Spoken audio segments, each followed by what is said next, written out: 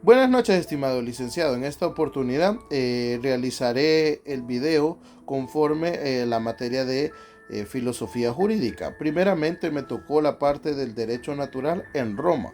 Esto diremos que obviamente nos remontaremos directamente a Roma, donde primeramente dimos que es una representación en la cual tenemos siempre una noción de justicia, pero que en este caso por localizarse exclusivamente en la parte del periodo que delimita el imperio, en este caso Roma, Roma antigua, ¿verdad?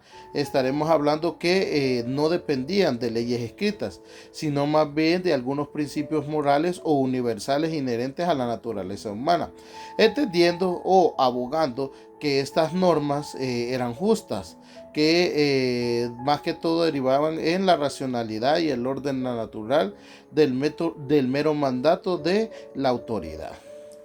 Obviamente las mayores o toda la parte del origen y desarrollo de esta antigüedad en Roma del derecho natural lo entenderemos sobre todo o enfocado en los estoicos. Los estoicos fue una escuela, una de las primeras escuelas, ¿verdad? En lo cual se hicieron como premisas o fórmulas en la cual el derecho natural como ley, más que todo universal, vinculaba a la naturaleza y a la razón.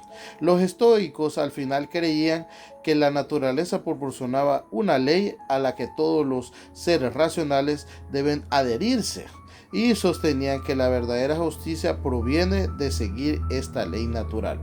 Eh, Veremos algunos como pixelazos o en este caso grandes figuras relevantes, sobre todo de los mayores jurisconsultos romanos, donde pondremos por ejemplo a Cicerón, ¿verdad? El Cicerón estuvo en el siglo I posterior, entre la transición de la parte republicana a la parte imperial romana, donde fue una figura clave, ¿verdad? Él sobre todo en esta figura clave, sobre todo en el derecho natural, formuló y desarrolló parte del derecho natural, donde él mismo decía que existían estas leyes universales y que eran eternas, superiores a las leyes humanas, o sea que eran leyes que trascendían mucho más allá de las leyes humanas y que provenían de la razón y sobre todo de los dioses. Esta idea se fortaleció y al final eran las creencias de las leyes que se dictaban a partir de esto, de las divinas, las leyes humanas que deberían alienarse con principios de justicia inherentes a la naturaleza. En estas teorías al final se sostuvo, ¿verdad? Sobre todo esta teoría del derecho natural en Roma se sostuvo que era una expresión de la razón humana en consecuencia con el orden natural. Por ende, las leyes justas derivan de principios morales universales y eran intrínsecas y vinculantes para todas las personas, obviamente si poseían en este caso la ciudadanía romana.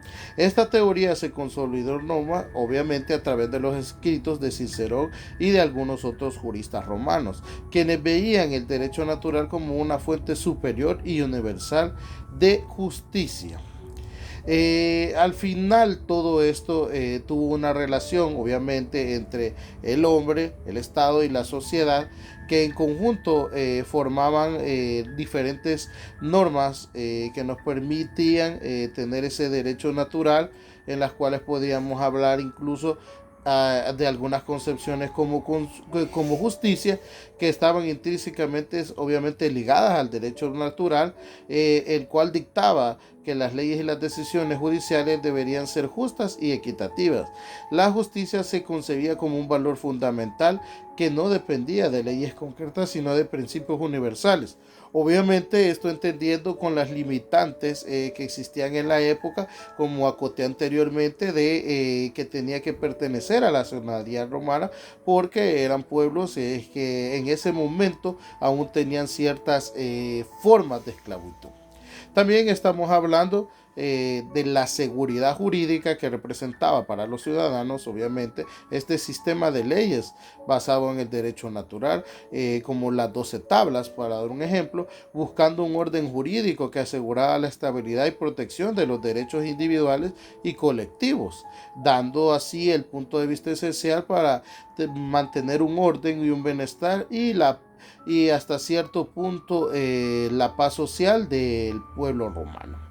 Obviamente todo esto lo entendemos también bajo el esquema del bien común que mantenía a los romanos debidamente orientados hacia una mejora de vida y hacia una comunidad y proteger obviamente exclusivamente a sus ciudadanos que defendían, por ejemplo en el caso de Cicero, defendía la idea de que las leyes servían a la colectividad, no solo a los intereses individuales, en dado caso puntualmente de los ciudadanos romanos, como decíamos. Entonces finalmente comprendemos que todo este nivel de desarrollo nos representó una perspectiva obviamente priorizada en la razón y en los principios universales con base a la ley.